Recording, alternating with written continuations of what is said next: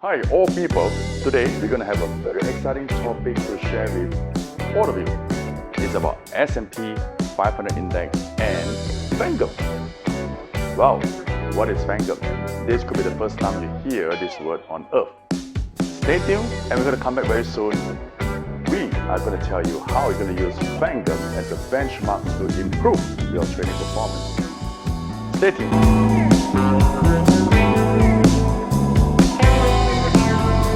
Hello all the friends and traders. Have you ever wondered how many component stocks are there in S&P 500 Index?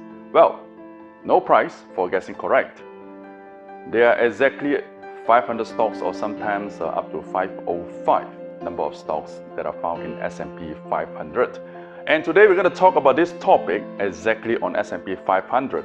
As you can see here, all right, on the whiteboard, the S&P total market cap carries 21.4 trillion US dollars, all right, and that is almost equivalent to the whole GDP value in the USA. All right, Fangum. What is Fangum? I'm going to tell you later, all right. Fangum stands for the 6 mega stocks, all right, and these 6 mega stocks, putting into aggregate, it actually takes up an estimated 25% of the whole S&P 500 value. Can you imagine that? 6 mega stocks among all the others 494, they take up a 25%, which carries an aggregate value of 5.37 trillion US dollars. All right, let's take a look. So what are the Fangum? First of all, we have the Facebook, all right, as you can see on the board. Facebook carries a 540 billion US dollars in market cap. Amazon carries 1.2 trillion US dollars in market cap. Apple is worth 1.24 trillion US dollars in the whole market cap. Netflix, which is the smallest among all, carries 187 billion US dollars. Google, 879 billion US dollars. Last but not least, Microsoft, which has a market cap of 1.33 trillion US dollars.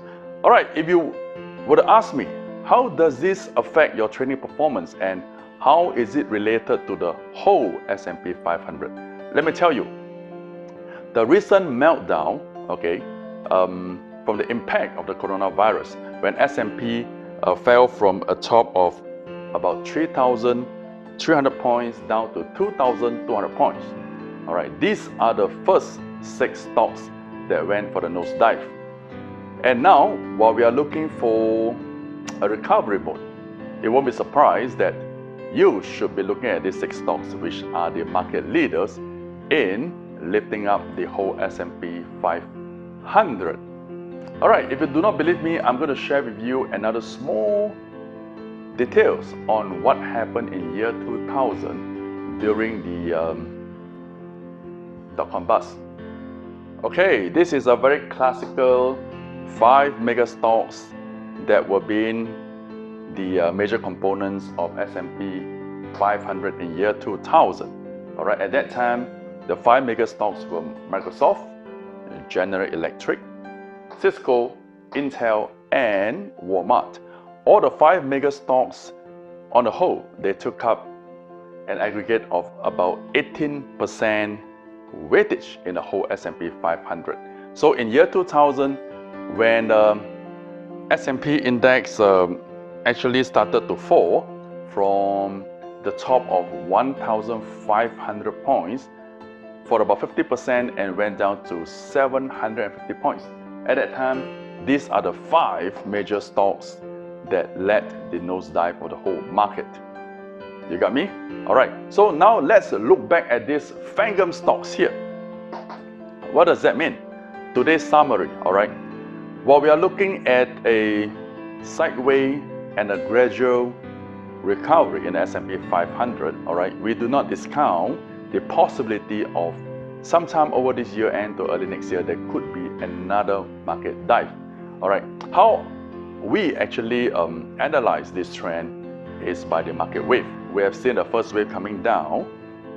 Well, we have done that before in our previous podcast, all right, on 3 wave down or 3 wave up. So On the second wave, we are expecting a slow recovery rate, which is going to last a couple of months. And moving into the third wave, which is sometime over this year end to early next year. And when that wave starts to come down, that's the time you should be looking at these FANGAM stocks again. For one simple reason, because they carry the highest weightage and they are the market leaders among all the 500 stocks. Not forgetting 25%, which is a quarter portion of the whole S&P 500 index market cap. Well, while you're watching me, I want you to also at the same time focus on this chart, which is on the left hand side of the screen. All right, this is a chart that show you the S&P price, which was trading at about 1,500 points in the year 2000, and after that the crash actually pushed the market back down to 750 points. That's about 50% retracement, and there was a double top, if you look carefully, in the year 2007, all right, back to about 1,570 points, all right, if I remember. And eventually during the 08 crisis, the market came back down to below 700 points.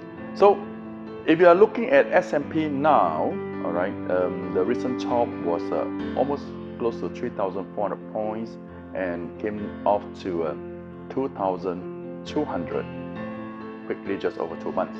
So moving forward from now until the year end, we're going to put a disclaimer on this prediction. All right, we are looking at a market recovery, okay, and the recovery trend, it could go up anywhere double top, which is around 3,400 points, and that is an exact repetition of what happened in year 2007. But even if the market doesn't go up to 3,400 points, it will not be surprised if the market can recover back up to 3,000 points or 3,100 points. But the most important thing is what we forecast earlier. At any time over the year end to early next year, if there is another impact going to happen in market, all right, we will not be surprised for the market to move a 50% correction from this current top of 3,400, and the market may just go back down to the region of 1,600 points or somewhere around there.